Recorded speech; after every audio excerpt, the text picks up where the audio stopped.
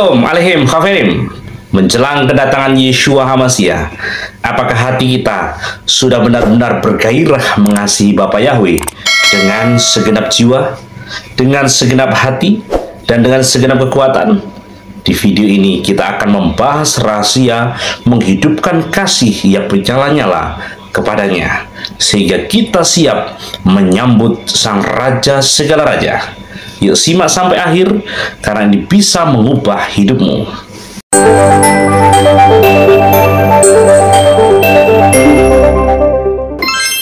Permintaan di dalam nama Yeshua memiliki dasar yang kuat dalam iman, karena sesuai dengan ajarannya, segala sesuatu yang diminta kepada Bapa dalam namanya akan diberikan sesuai dengan kehendaknya. Yohanes 14 ayat 13 dan 14. Ketika kita memohon hati yang bergairah untuk mengasihi Bapa dengan segenap hati, itu adalah doa yang sejalan dengan kehendaknya. Sebab perintah Torah adalah perintah yang utama, mengasihi Yahweh Elohimu dengan segenap hati, jiwa, dan kekuatan. Ulangan 6 ayat 5, Matius 22 ayat 37. Di sana jelas, menjelang kedatangan Yeshua HaMashiach sangat penting untuk mempersiapkan hati kita, memperbaharui semangat kasih kepada Yahweh, dan menjaga hubungan yang intim dengannya melalui doa, firman, dan persekutuan dengan Ruach Kodes atau Roh Kudus. Kita mau belajar berdoa kepadanya. Berdoalah dengan tekun, seperti Bapa Yahweh, di dalam nama Yeshua aku memohon agar Engkau memperbaharui hatiku. Berikan aku hati yang bergairah untuk mengasihi Engkau dengan segenap hatiku, jiwaku, pikiranku, dan kekuatanku. Bantu aku untuk hidup dalam kekudusan dan kesiapan menjelang kedatangan putramu Yeshua HaMashiach. Amin. Dengan kita berdoa demikian akan memberi nutrisi ibadah kepada kita. Hati yang penuh kasih kepada Yahweh akan membuat kita tetap teguh, bersukacita, dan siap menyambut kedatangan Yeshua dengan penuh iman. Kita simak pengajaran berikut ini dan tetap di sini. Sahabat Shalom, Bapak Yahweh sangat saya percaya pasti memberkati saudara-saudara sekalian. Haleluya. Malam hari ini Bapak Ibu Saudara sekalian, saya akan kembali menyampaikan bagian kedua dari firman Tuhan yang akan berbicara tentang sya'alu atau mintalah. Hari Risuan kemarin saudara, kita sudah bersama-sama mendengarkan bagian pertama dari firman Tuhan yang berbicara tentang sya'alu, yang artinya mintalah. Firman ini saudara, 5 tahun yang lalu sudah pernah saya sampaikan di tempat ini. Tapi kalau kemarin saya sampaikan lagi di tempat ini karena saya punya tujuan. Karena hari ini saya akan menyampaikan bagian keduanya. Jadi tujuan saya menyampaikan lagi kemarin Rison, itu tujuannya supaya urut-urutan pesannya itu jelas, bisa saudara terima, dan harapan saya urut-urutan pesannya itu masih melekat kuat di dalam ingatan saudara. Karena kalau bagian keduanya saya sampaikan sekarang, sedangkan bagian pertamanya 5 tahun yang lalu, saudara tidak akan tahu urut-urutan pesannya. Tapi kalau bagian pertamanya saya angkat lagi hari Risuan kemarin, dan sekarang bagian keduanya saya sampaikan, yang menjadi harapan saya saudara masih ingat urut-urutan pesannya itu apa di bagian pertama dan bagian keduanya. Nah, hari Risuan kemarin saudara, kita sudah diberitahu bahwa ketika Yeshua mengajar kita minta, satu hal yang harus kita ingat, perintah minta ini bukan berarti kalau kita butuh sesuatu lantas kita minta-minta sama orang, bukan seperti itu. Tetapi ketika kita butuh sesuatu dan apapun itu, mintalah kepada Yesua. Kenapa kita mesti mintanya sama Yesua, saudara? Karena Yesua sendiri itu juga tidak mau dipermalukan dengan kita itu minta-minta sama orang. Nah, ini yang harus kita ingat baik-baik di firman Tuhan yang kita dengar tentang sya'alu atau mintalah bagian pertama hari Rison kemarin. Yang kalau saya simpulkan kira-kira kesimpulannya seperti yang saudara lihat di depan ini. Bahwa ketika Yesus mengajar kita minta, yang harus kita ingat, perintah minta ini bukan berarti sebagai sebuah legitimasi. Bukan berarti sebagai pembenaran bahwa kita boleh minta-minta sama orang. Bukan seperti itu. Tetapi ketika kita butuh sesuatu apapun itu, mintanya ya sama Yesua, supaya kita itu tidak mempermalukan Yesua, saudara-saudara sekalian. Ini yang harus kita ingat baik-baik. Ketika Yesua ngajar kita minta, sekali lagi mintanya itu hanya sama Yesua. Asal saudara tahu, Yesua itu sangat suka kalau kita minta. Yesua itu sangat suka. Buktinya apa? Yesua itu sangat suka kalau kita mintain itu, buktinya apa? Buktinya dia sendiri yang mengeluarkan perintah minta itu, Yesua sendiri. Di dalam kitab Matius 7 ayat 7 di situ dikatakan apa? Sya'alu, mintalah dan itu diberikan kepadamu. Berarti ini perintah atau kehendak kita sendiri, saudara? Perintah. Yesua yang merintah kita minta. Nah, kalau Yesua yang merintah kita minta, itu sebetulnya satu petunjuk. Yesua itu sangat suka kalau kita mintain apapun. Yesua itu sangat suka. Tidak terbatas. Pokok apa yang saudara minta itu tidak benturan dengan firman. Saya cuman percaya apa yang saudara minta mesti dikasih Bapak Yahweh. Asal tidak benturan dengan firman. Bahkan hari Rison kemarin, kalau saudara masih ingat, saya juga memberitahu bahwa permintaan kita kepada Yesua itu bukan permintaan biasa, tapi satu permintaan yang sudah dimeteraikan. Kalau permintaan itu sudah dimeteraikan, ini artinya Yesua sendiri itu bahkan tidak bisa mengingkari. Yesua tidak bisa membatalkan secara sepihak. Perintah mintanya itu tidak bisa dibatalkan. Karena apa? Dia sendiri sudah memeteraikan perintahnya. Segala sesuatu kalau sudah dibubui yang namanya meterai, dikasih meterai, itu sudah tidak bisa lagi dibatalkan secara sepihak. Saudara mau transaksi jual beli apapun, ketika transaksi saudara itu saudara catat di dalam secarik kertas yang disebut dengan kwitansi, dan di kwitansi itu dikasih yang namanya meterai. Sebetulnya di situ meterai itu menjadi wakilnya negara yang hadir ikut menyaksikan transaksi saudara melalui secarik kertas tipis dan kecil yang namanya meterai. Dan kalau segala sesuatu atau semua transaksi sudah dikasih meterai, tidak bisa diingkari sepihak, tidak bisa dibatalkan sepihak. Maka kalau ada orang yang membatalkan secara sepihak, negara itu juga akan hadir membantu saudara secara hukum negara ini.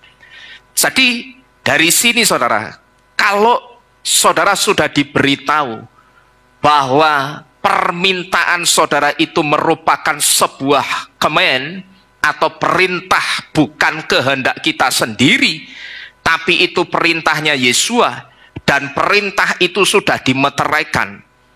Perintah itu tidak bisa dibatalkan sepihak bahkan oleh Yesua sekalipun. Yesua ketika dia katakan mintalah dan itu diberikan kepadamu, saudara tahu yang sedang terjadi, Yesua itu tidak bisa membatalkan sepihak. dia harus bertanggung jawab terhadap perintah mintanya ini. Nah, bertanggung jawabnya bagaimana? Bertanggung jawabnya dia harus memberikan apa yang kita minta. Namun demikian saudara, tetap Yesua itu hanya minta satu hal kepada kita.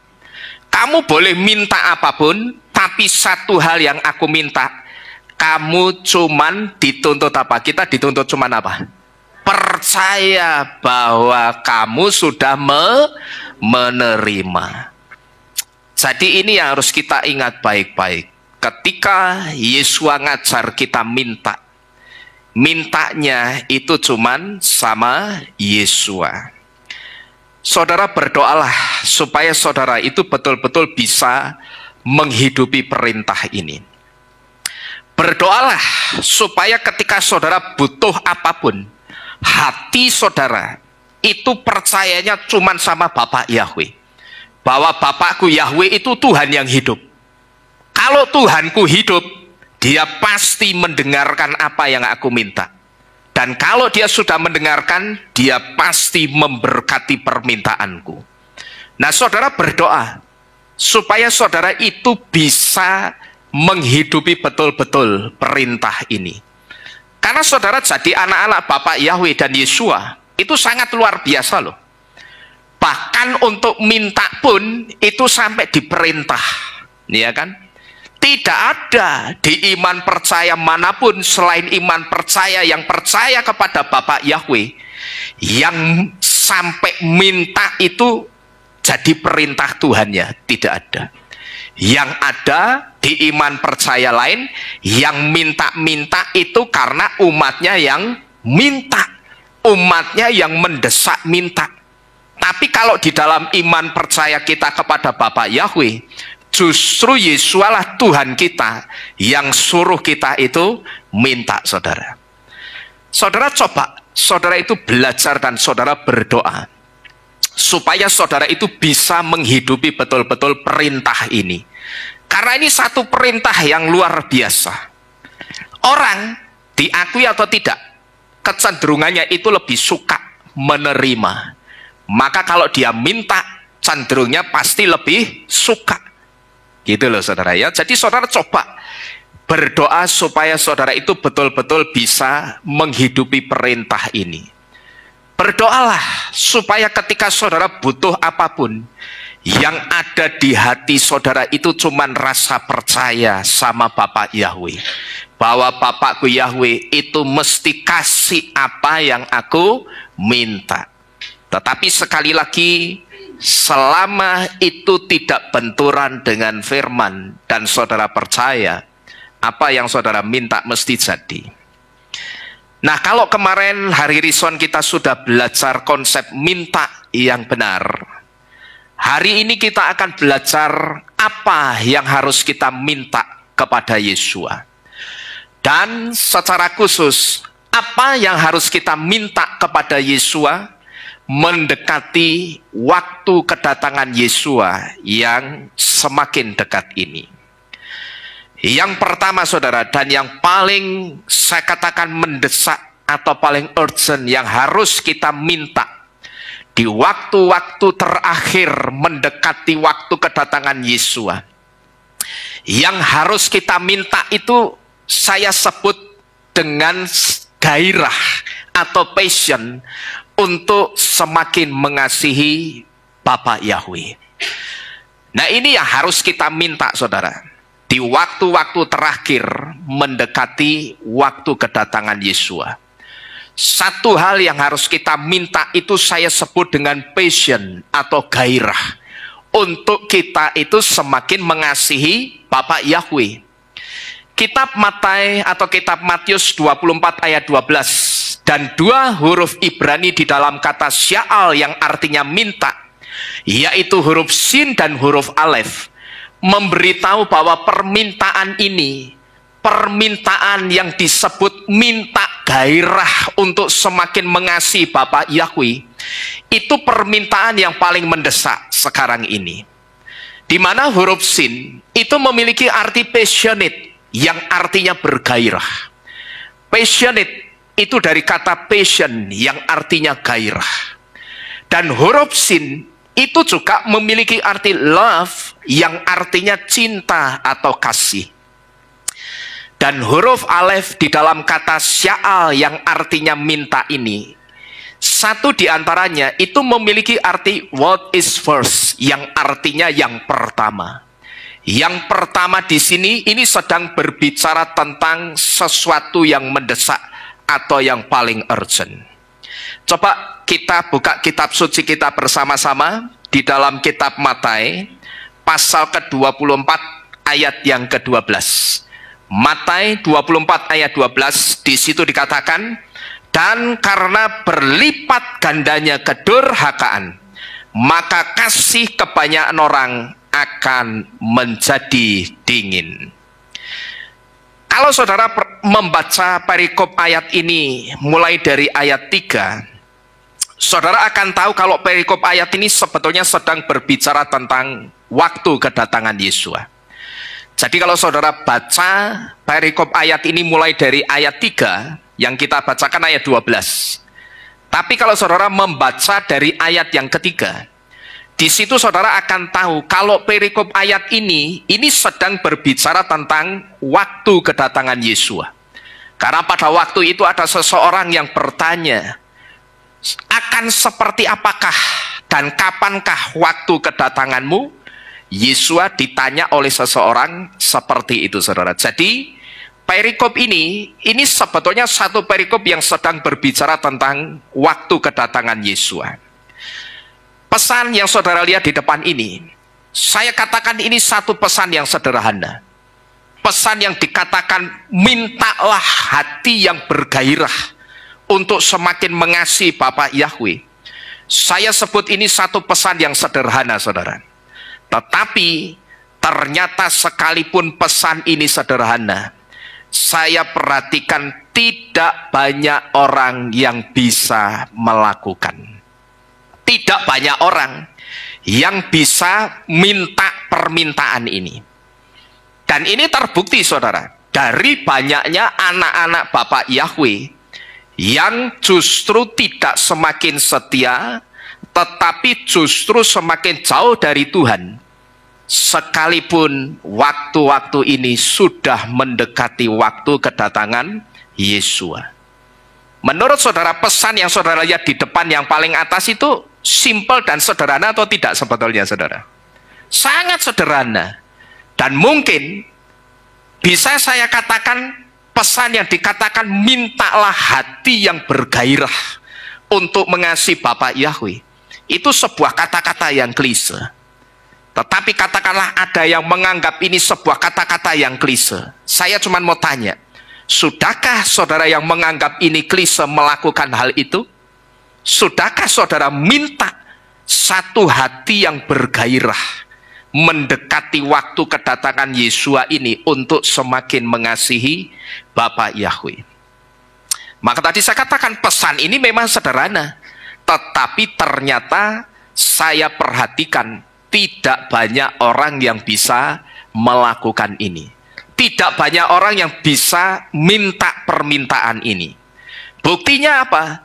Buktinya semakin banyak orang-orang yang mendekati waktu kedatangan Yesus, bukannya justru semakin setia kepada Yesus, tetapi justru semakin jauh dari Tuhan. Memang saya katakan waktu-waktu ini ada juga orang-orang yang berduyun-duyun datang untuk mencari Bapa Yahweh. Yang saya sebut orang-orang yang sekarang ini berdatangan, berduyun-duyun datang dari seluruh penjuru dunia ini mencari Bapa Yahweh. Saya sebut itu orang-orang yang ingin semakin setia, dan itu orang-orang yang ingin dekat-dekat dengan Tuhan. Saya sebut saja seseorang yang ada di tempat ini, Bu Eka.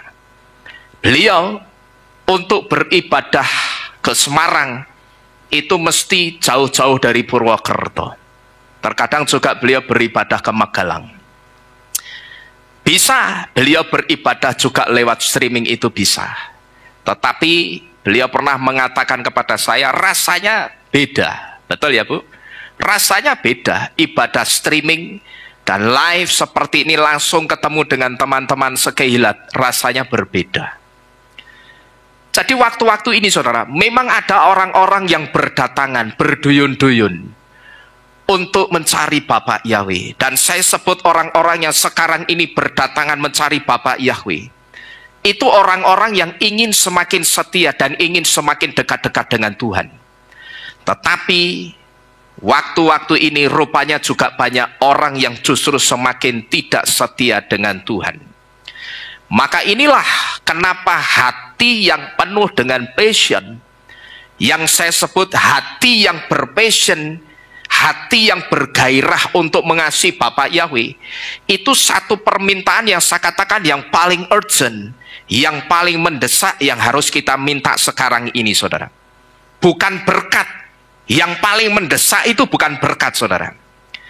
Hati saudara punya passion untuk Bapak Yahweh, saudara buktikan berkat itu akan datang dengan sendirinya. Saudara punya hati yang punya passion dengan Bapak Yahweh, saudara punya gairah untuk semakin mengasihi Bapak Yahweh, berkat itu tidak usah saudara kejar-kejar. Berkat itu justru yang akan diperintah Bapak Yahweh ngejar-ngejar saudara. Ngerti saudara? Ya. Justru berkat itu yang akan diperintah Bapak Yahweh ngejar-ngejar kita. Berkat itu justru sangat kepingin dimiliki oleh kita. Gitu loh. Saudara tidak perlu kejar-kejar.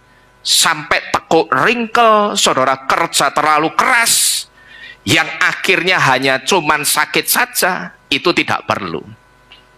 Saudara cukup punya passion, gairah mengasihi Bapak Yahweh lebih dan lebih lagi. Saudara buktikan justru berkat itu yang akan datang dengan sendirinya. Jadi saya katakan sekali lagi, pesan ini memang sederhana. Hati yang bergairah untuk semakin mengasihi Bapak Yahweh, itu satu pesan yang saya katakan simpel dan sederhana. Tapi ternyata tidak banyak orang yang bisa minta ini. Tidak banyak saudara. Tidak banyak orang yang bisa minta permintaan ini, ternyata tidak banyak. Banyak orang yang bisa berdoa minta berkat-berkat terus, tetapi ternyata tidak banyak orang yang bisa berdoa supaya hatinya itu dikasih passion untuk semakin mengasihi Bapak Yahweh. Padahal sekali lagi, kalau orang itu punya passion, justru berkat itu yang akan mengejar orang tersebut. Kalau saudara termasuk satu di antara orang yang tidak punya passion ini, saudara tidak punya hati yang bergairah untuk semakin mengasihi Bapak Yahweh, di waktu-waktu terakhir ini, saudara perhatikan baik-baik. Saudara dalam bahaya besar. Ya, saudara perhatikan baik-baik. Kalau sekarang ini saudara tidak punya gairah, tidak ada passion sedikit pun untuk saudara semakin mengasihi Bapak Yahweh, asal saudara tahu saudara sedang dalam bahaya besar. Jadi saudara minta ini dulu sebelum saudara itu minta berkat. Karena sekali lagi, passion ini adalah satu permintaan yang paling penting. Dan ini adalah satu permintaan yang saya katakan paling urgent, paling mendesak, mendekati waktu kedatangan Yesus. Tadi di dalam kitab Matius 24 ayat 12 di situ dikatakan, seiring dengan maraknya kedurhakaan, kasih setiap orang itu menjadi dingin, gitu loh. Orang itu jadi seperti tidak punya kasih lagi. Kalau saudara perhatikan, sekarang ini mendekati waktu kedatangan Yesua. Yesua itu sudah memberitahu kejahatan itu semakin bertambah. Kejahatan itu semakin menunjukkan taringnya. Dulu saja yang istilahnya masih jauh dengan waktu kedatangan Yesua, kejahatan begitu mengerikan. Sekarang lebih mengerikan lagi. Kalau saudara perhatikan di YouTube, omong sak omong, ya, sak kecap omongan itu tidak bisa diterima orang, sudah jadi masalah besar. Omong sak omong itu bisa jadi pembunuhan. Omong sak omong itu bisa jadi pencurian, perampokan. Bisa jadi satu kejahatan yang besar. Saya ingat pernah ada satu kejadian. Ya saya katakan ini sebetulnya bukan kejadian yang masalah yang berat, itu bukan. Ini cuma masalah sepele. Suatu hari pernah ada seseorang yang beli kabel listrik. Begitu kabel itu dibeli dari satu toko, dia pulang ke rumah, dia kupas kabelnya, dia mau pasang kabelnya. Begitu dia lihat tembaga kabelnya itu tebalnya, dia rasa tidak seperti kabel yang dia beli. Dia bawa lagi ke tokonya, dia komplain ceritanya. Dia katakan, ini bukan kabel yang biasa saya beli. Nah penjualnya karena merasa dia jualannya cuman itu, dia katakan, lah ini kabel yang biasa kamu beli itu ya ini. Oh tidak, kalau yang biasa aku beli seratnya itu tebal dan banyak. Ini tidak. Singkat cerita terjadi cekcok mulut, saudara. Setelah terjadi cekcok mulut, orang yang beli kabel ini ke kendaraannya, dia hampiri kendaraannya, dia buka joknya, dia ambil celurit. Begitu diambil celurit, dia datangi penjualnya, tangannya ditebas. Tangannya sebegini lepas. Itu cuman perkara sepele, saudara. Ya. Yang saya sebut sekarang ini, omong omong itu bisa jadi masalah besar. Tetapi saudara mesti ngerti, semua kejahatan yang sekarang terjadi itu tidak terjadi dengan sendirinya. Karena sekarang ini penunggang kuda hijau pucat yang disebut dengan kematian itu memang sudah dikasih otoritas untuk menebar kejahatan di dunia ini. Jadi saudara mesti hati-hati. Dan saya ingatkan, kalau ketika saudara mendengarkan firman ini, lalu di situ saudara menyelidiki hati saudara dan saudara merasa bahwa saudara termasuk satu di antara orang yang tidak punya passion, gairah untuk semakin mengasihi Bapa Yahweh menjelang waktu kedatangan Yesua yang kedua kali, saudara sedang dalam bahaya besar. Jadi saudara minta ini dulu sebelum saudara minta berkat.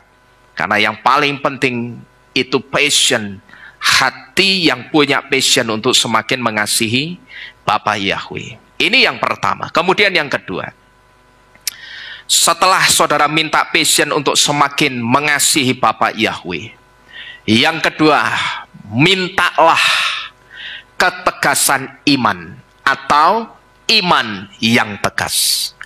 Tentunya iman yang tegas yang harus kita minta itu ya tegas hanya dengan Bapa Yahweh dan Yesua saja. Jangan kita itu jadi orang yang posyir.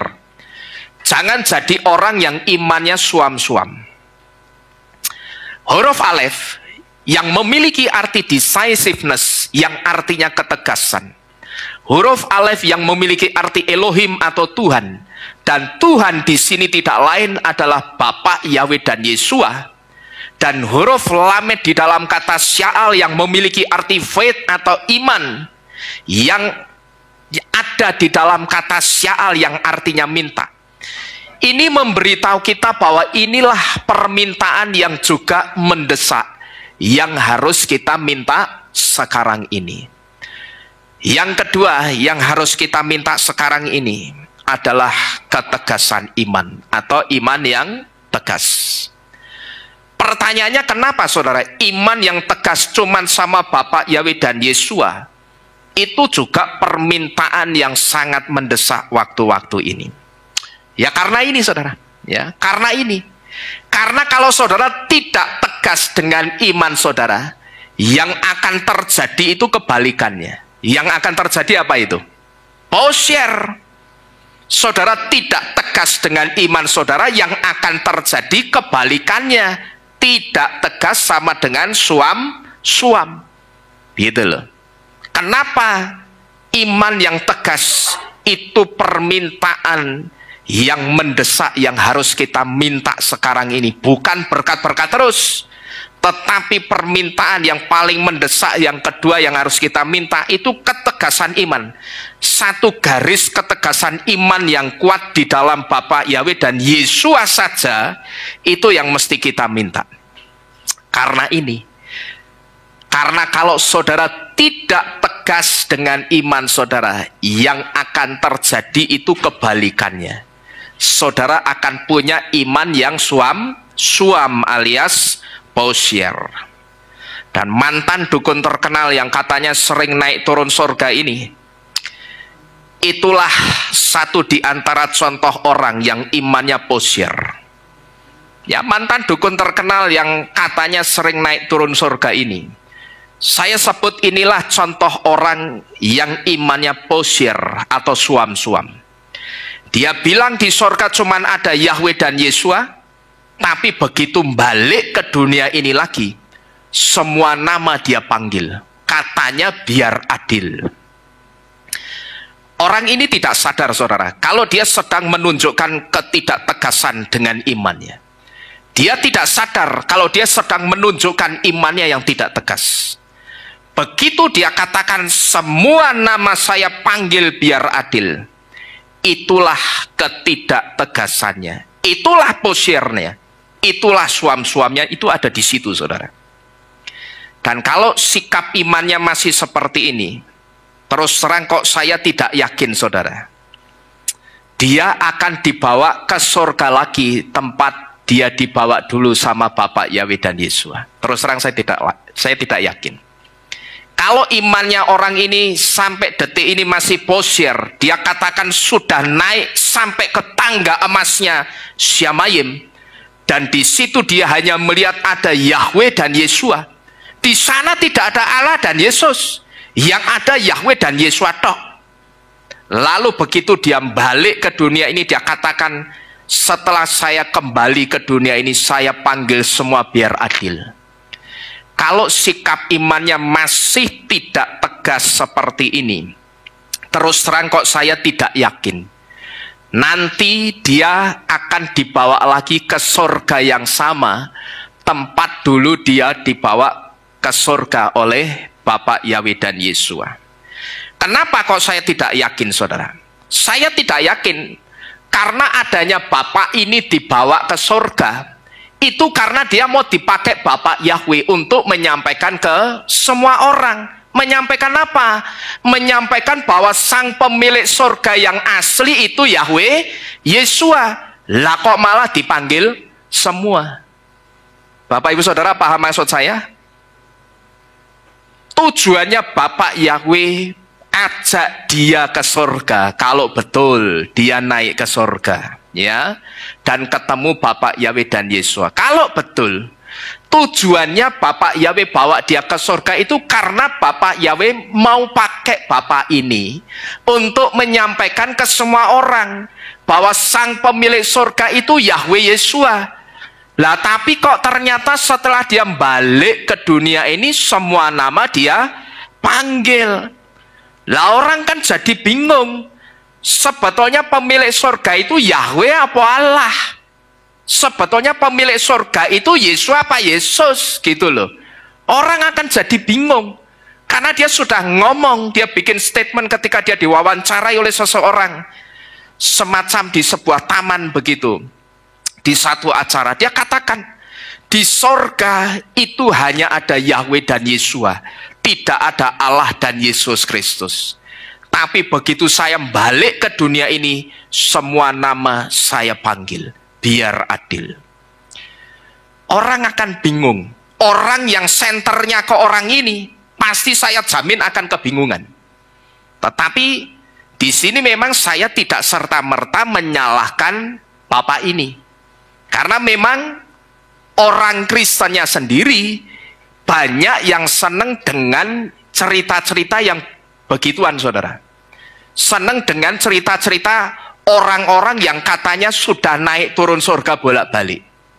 Senang dengan orang yang setiap kali dapat penglihatan, senang. Senang sama orang yang seringkali ngomong apa? Tuhan bicara sama saya, Roh Kudus ngomong sama saya. Tapi Roh Kudus omongannya, Tuhan omongannya tidak ada di dalam kitab suci. Jadi saya tidak menyalahkan Bapak ini sepenuhnya. Karena memang orang Kristennya sendiri sukanya juga yang begituan. Sukanya didongengi sama dongeng naik turun surga. Gitu loh. rumangsane nek sudah naik turun surga itu sudah luar biasa. Saya juga merenung. Terkadang saya perhatikan beberapa orang yang saya kenal. Orang itu mengaku katanya Tuhan bicara sama saya. Tapi saya perhatikan orang-orang itu untuk taat Torah dengan makanan kosher saja tidak mau, tidak bisa. Dia masih makan babi, dia masih makan kepiting, dia masih makan kerang. Saya cuma berpikir begini, Bapak Yahweh ki pura kaabapen, gitu loh, ora ambonan piting, apa ora ambonan babi pas ngomong-ngomong, ya kan dia katakan apa? Tuhan bicara sama saya. Berarti nek Tuhan bicara sama saya kan terjadi apa? Conversation, percakapan. Saya cuman batin begini pas ngomong ki pura kabapan babi ya, gitu loh. Pura mambu babi pesing ya, Bapak Yahweh ya. Nah terkadang saya perhatikan orang itu juga suka dengan yang model beginian, gitu loh. Didongengi Tuhan bicara sama saya, Roh Kudus bicara sama saya, tetapi yang dibicarakan setelah diselidiki ternyata tidak ada di dalam kitab suci. Cuman tetap saya katakan statementnya Bapak ini akan bikin orang jadi bingung. Karena apa? Karena orang yang senternya ke orang ini, orang yang senternya atau orang Kristen yang senternya ke pendeta, atau orang yang sering katanya naik turun surga pasti akan kebingungan, gitu loh. Sakjane pemilik surga itu Yahweh apa Allah? Pemilik surga itu Yesus apa Yesus? Katanya ketemu di surga cuman adanya Yahweh dan Yesua, tapi setelah balik semua nama dipanggil. Lah sakjane sing bener sebetulnya yang punya surga itu Yahweh apa Allah? Yang punya surga Yesua apa? Yesus. Kira-kira saudara paham maksud saya di sini, saudara? Orang akan kebingungan. Dan selama imannya masih posier seperti ini, saudara, sekali lagi saya kok terus terang tidak yakin. Ketika Yesua datang nanti, orang ini akan dibawa ke surga tempat dia dulu dibawa Bapak Yahweh dan Yesua. Saya tidak yakin orang ini nanti akan dibawa ke surga lagi, tempat dia dulu dibawa oleh Bapak Yahweh dan Yesua melihat pemandangan surga. Karena apa, saudara? Karena saya sebut orang ini sudah gagal sebagai the messenger. Dia sudah gagal sebagai the messengers. Gagal menyampaikan pesannya Bapak Yahweh. Pesan atau message-nya itu sudah jelas. Message-nya apa itu? Di surga cuman ada Yahweh dan Yesua. Itu sebetulnya message-nya. Pesannya itu sudah jelas. Tapi yang disampaikan semua nama dipanggil. Lah ini sama saja mengatakan pemilik surga itu ada 4, gitu loh.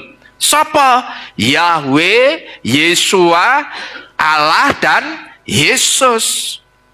Kalau dia katakan semua nama saya panggil biar adil, ini sama saja dengan kata lain sedang mengatakan pemilik surga itu 4. Untungnya kok dia di surga tidak ketemu Bagong, ya toh, sama Petruk. Nek ketemu Bagong sama Petruk sing duwe surga 6. Yahweh, Yesua, Allah, Yesus, Bagong, Petruk, gitu loh. Apalagi nek ketemu Gareng, ya toh. Jadi toko Mas Bagong, toko Mas Gareng, Petruk itu ada di surga semua, saudara. Terus terang saya tidak yakin kalau orang ini imannya detik ini andai kata masih posier, masih suam-suam seperti ini, saya kok tidak yakin nanti ketika Yesus datang, orang ini akan dibawa ke surga yang sama tempat dia dulu dibawa oleh Bapak Yahweh dan Yesua. Saya terus terang tidak yakin. Karena apa? Karena dia sudah gagal sebagai the messengers. Dia gagal sebagai penyampai pesan, pembawa pesan. Dia sudah gagal. Gagal apa? Gagal menyampaikan pesannya Bapak Yahweh. Message atau pesannya itu sudah jelas. Di sorga cuman ada Yahweh dan Yesua. Dan saya yakin ketika dia katakan di sorga tidak ada Allah dan Yesus, yang ada Yahweh dan Yesua, itu bukan kehendak mulutnya sendiri yang buka, yang bicara itu bukan. Tetapi memang Roh Kudus yang buka mulutnya untuk bicara seperti itu. Gitu loh. Tapi yang disayangkan, yang disampaikan semua nama dipanggil. Lah ini sama saja mengatakan pemilik surga itu ada 4. Yahweh, Yesua, Allah, dan Yesus. Nah katanya di surga cuman ada Yahweh dan Yesua. Gimana ini? Itu loh. Maka inilah saudara, kenapa waktu-waktu ini iman yang tegas itu menjadi satu di antara permintaan yang paling mendesak yang harus kita minta menjelang waktu kedatangan Yesua. Itu iman yang tegas gitu loh.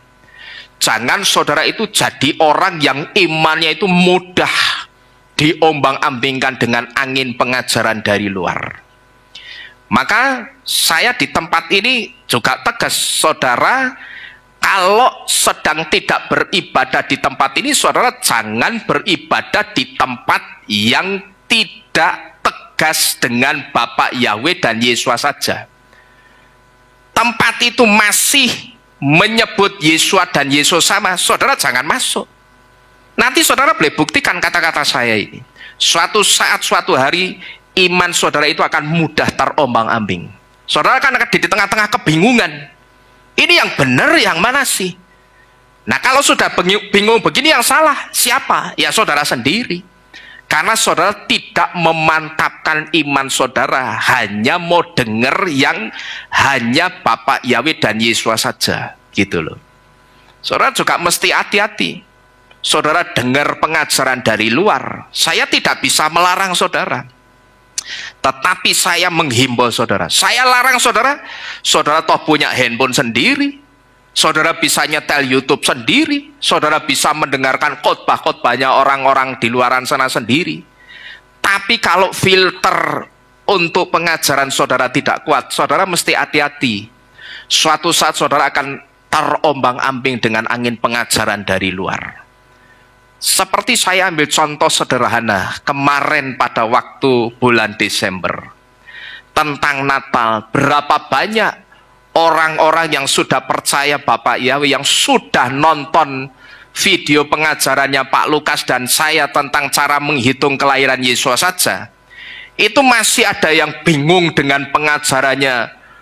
Pendeta ini, pendeta itu, bingung saudara, masih ada yang bingung gitu loh. Padahal yang dipakai dasar oleh pengajar-pengajar yang lain itu sejarah.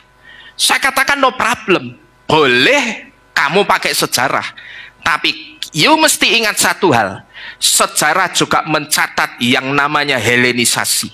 Segala sesuatu yang dibuat serba Yunani, segala sesuatu yang serba Ibrani berusaha disingkirkan. Orang perhatiannya ditarik ke segala sesuatu yang serba Yunani. Itu loh. Jadi mau pakai sejarah sebagai acuan utama, ya boleh-boleh saja. Tetapi kalau buat saya, acuan utama saya itu kitab suci. Dihitung sesuai kitab suci atau tidak? Tidak. Gitu loh. Kalau dihitung tidak sesuai kitab suci, ya sudah, tinggal tidak usah dipakai.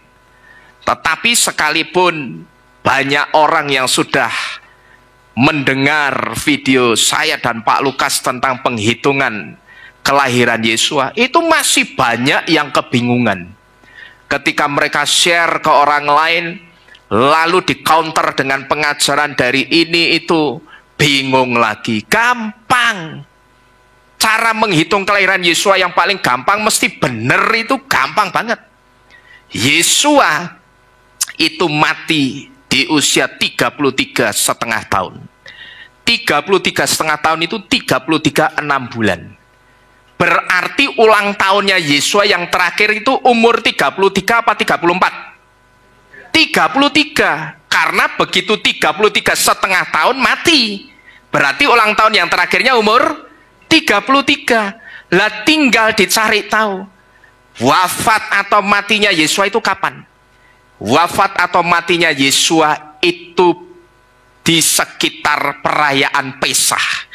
atau pada perayaan Pesah. Ya kan? Perayaan Pesah itu kapan? Perayaan Pesah itu jatuh pada bulan Nisan. Bulan Nisan itu kalau dikonvert ke kalender Gregorian, kalender kita, jatuhnya pertengahan Maret sampai pertengahan April. Tinggal dihitung mundur 6 bulan, ketemulah ulang tahunnya yang terakhir. Yo, coba kita hitung bersama-sama. Pertengahan Maret April mundur 1 bulan berarti jadi bulan apa? Pertengahan Februari, pertengahan Maret. Ini satu dulu ya. Pertengahan Februari Maret dihitung mundur 1 bulan, ketemu pertengahan Januari, pertengahan Februari. Pertengahan Januari Februari dihitung mundur 1 bulan lagi, ketemu pertengahan Desember Januari. Dihitung mundur 1 bulan lagi, ketemu pertengahan November Desember. Dihitung mundur 1 bulan lagi, ketemu pertengahan Oktober November. Sekarang hitungan mundur yang terakhir yang ke-6. Setelah pertengahan Oktober November, dihitung mundur 1 bulan lagi, ketemu pertengahan September Oktober. Sudah, itu yang paling gampang. Gitu loh. Nggak usah pusing katakanlah dengan hitungan itu. Saudara pusing, saudara bingung mengikutinya. Cara paling gampangnya cuman begitu. Ini sama seperti saudara mencari tahu juru selamat kisah. Jadi Yesus apa Yesus? Gampang. Miriam itu orang Yahudi, bahasanya Ibrani, punya anak pasti dikasih nama-nama Ibrani, tidak mungkin dikasih nama Yunani. Itu sing cara paling gampang. Gitu loh. Untuk menunjukkan juru selamat itu namanya Yesus atau Yesus yang benar, caranya cuman begitu. Tidak mungkin Bapak Yahweh pinjam rahimnya seorang Yahudi yang berbahasa Ibrani, terus dia titip namanya Yesus ya. Miriam bisa ngamuk, Miriam bisa jenggirat, kaget. Loh, kok namanya Yesus? Nek jenenge Yesus ya pinjem. Jenenge siapa jenenge? Perempuan Yunani. Munaroh ini atau pinjem rahimnya Munaroh saja. Lah jenengono Yesus ora apa-apa. Tapi kalau pinjem rahimku, aku itu seorang Yahudi. Bahasaku bahasa Ibrani. Pasti namanya juga akan dikasih nama Ibrani. Gitu loh saudara. Ya, itu cara yang paling gampang. Demikian pula ketika menghitung kelahiran juru selamat, yang paling gampang itu ya begitu, dihitung mundur dari waktu kematiannya, sudah ketemu hari kelahirannya. Atau saudara hitung maju untuk melihat ulang tahun yang ke-34 sekalipun Yesus sudah tidak ulang tahun lagi. Ya kan? Katakanlah Yesus masih hidup sampai umur 34. Kalau mau lihat umurnya yang 34, tinggal dihitung maju 6 bulan. Ketemu bulan Tisri juga. Gitu loh. Pertengahan Maret dimajukan 6 bulan, akan ketemu bulan Tisri juga, saudara. Ya, gampang sebetulnya. Nah, orang-orang yang kebingungan ini karena apa? Mereka itu selalu membuka hatinya itu untuk pengajaran-pengajaran dari luar. Sudah tahu yang menyampaikan itu bukan orang yang percaya Bapak Yahweh, bahkan menentang, justru didengarkan pengajarannya. Kemarin ada orang yang belum lama ini WhatsApp saya, katakan, Pak, kok saya bisa lebih paham dengan pengajarannya Bapak ini ya? Ya saya biarkan saja, ya sudah, lu paham, ikuti saja. Saya cuman begitu, saya tidak pusing saudara. Saya cuma pernah katakan kepada orang ini, coba dilihat dari kitab suci. Betul dan sesuai kitab suci atau tidak? Gitu loh. Jadi kalau saudara mau mendengarkan pengajaran dari luar, filter saudara mesti kuat dulu. Kalau tidak kuat ya tidak usah. Gitu loh. Dan percayalah bahwa pengajaran yang saudara dengar itu pengajaran yang paling benar. Amin. Yang saudara dengar paling benar. Gitu loh. Karena kalau saudara-saudara bisa konsepkan seperti ini, saudara tidak akan pernah pusing dengan pengajaran-pengajaran dari luar. Dan kalau saudara tidak pusing, saudara tidak akan kebingungan. Jadi kalau saudara niat dengar pengajaran dari mana-mana, filter iman saudara mesti kuat dulu. Karena kalau tidak kuat, saudara akan terombang-ambing. Ini bagaimana ya? Kelihatannya benar, ya kan? Ada itu yang namanya siapa, Elia Miron atau siapa itu. Kelihatannya pengajarannya benar. Juru selamat memang lahir 25 Desember. Keliru. Itu kalau dibongkar dengan ayat-ayat kitab suci, tidak akan pernah ketemu 25 Desember. Desember, janin Yesua itu baru berumur sekitar 1 bulan. Gitu loh. Dengan kata lain, baru ada di dalam rahimnya Miriam. Lah tinggal dimajukan 9 bulan 10 hari. Waktu usia kandungan normal seseorang. Sudah ketemunya bulan pertengahan September, pertengahan Oktober itu. Jadi inilah kenapa saudara, waktu-waktu ini iman yang tegas itu menjadi satu di antara permintaan yang paling mendesak yang harus kita minta menjelang waktu kedatangan Yesua. Karena iman kita yang tegas bahwa hanya Bapa Yahweh dan Yesua Juru Selamatku satu-satunya, itulah iman yang pasti menyelamatkan kita. Amin. Iman yang tegas yang dikatakan bahwa hanya Bapa Yahweh dan Yesualah Juru Selamatku, itulah iman yang pasti menyelamatkan kita. Amin. Amin. Bapa Yahweh memberkati kita sekalian. Kita tunduk di dalam doa. Kita berdoa untuk apa yang kita dengar pada malam hari ini. Haleluya. Terima kasih sudah menyaksikan sampai akhir. Mari terus membangun hati yang bergairah mengasihi Bapa Yahweh dan hidup dalam kesiapan menjelang kedatangan Adonai Yeshua HaMashiach. Jangan lupa like, share, dan subscribe agar lebih banyak lagi yang diberkati melalui firman ini. Tetaplah berjaga-jaga, tetaplah dalam kasih-Nya, dan sampai jumpa di video berikutnya. Bapa Yahweh, B'Shem Adonai Yeshua HaMashiach memberkati. Shalom.